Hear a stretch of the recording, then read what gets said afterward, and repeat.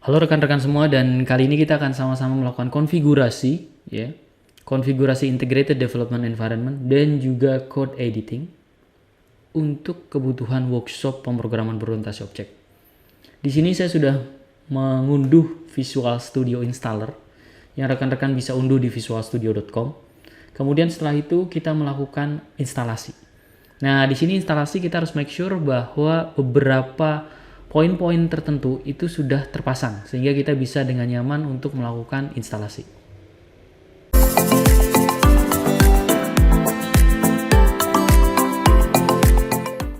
Di sini saya menggunakan Visual Studio 2022 ya. Saya akan klik modify untuk memberitahukan kepada rekan-rekan apa saja yang harus dipasangkan atau diaktifkan. Pertama adalah ASP.NET Web Development. Ini kita gunakan untuk mengembangkan aplikasi web. Kemudian berikutnya adalah Mobile Development with .NET. Ini kita gunakan untuk mengembangkan aplikasi mobile dengan Xamarin. Kemudian kita juga memilih menggunakan .NET Desktop Development. Ini untuk pengembangan aplikasi desktop dengan C#.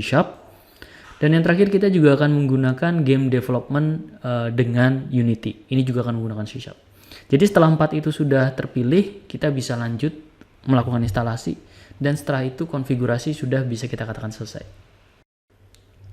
Ini adalah tampilan Visual Studio 2022 dan kita bisa make sure kalau misalnya semuanya sudah terpasang dengan file new project, dan setelah itu kita bisa melihat platform yang sudah terpasang. Di sini ada Android, cek, kita akan mengembangkan aplikasi mobile di workshop ini.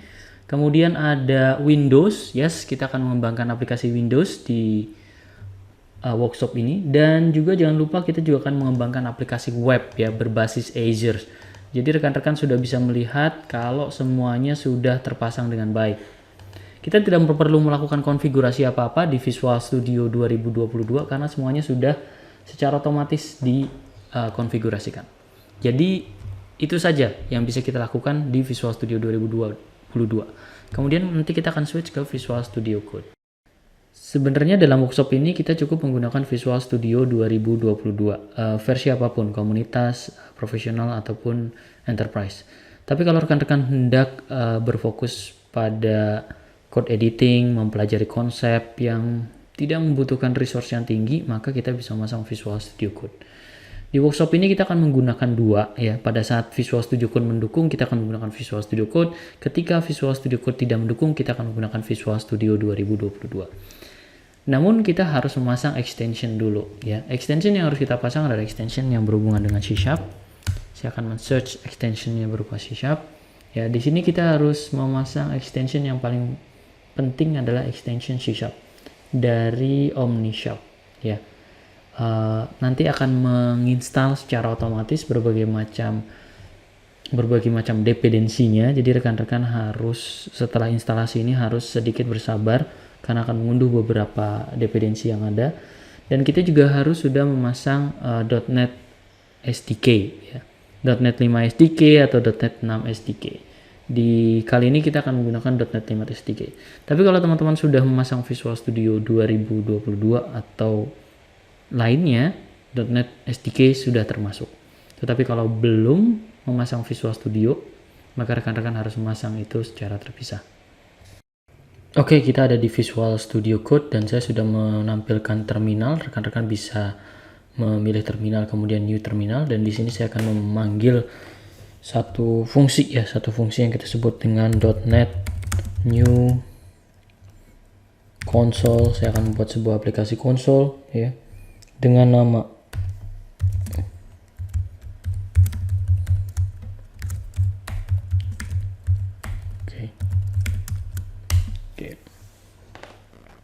Oke, di sini kita melihat bahwa dibuatlah sebuah project, dan kalau rekan-rekan lihat di sini maka akan dibuat satu folder ya dengan nama Hello Console, dan di situ sudah ada satu file program.cs dan satu berkas dengan nama helloconsole.csproj ya.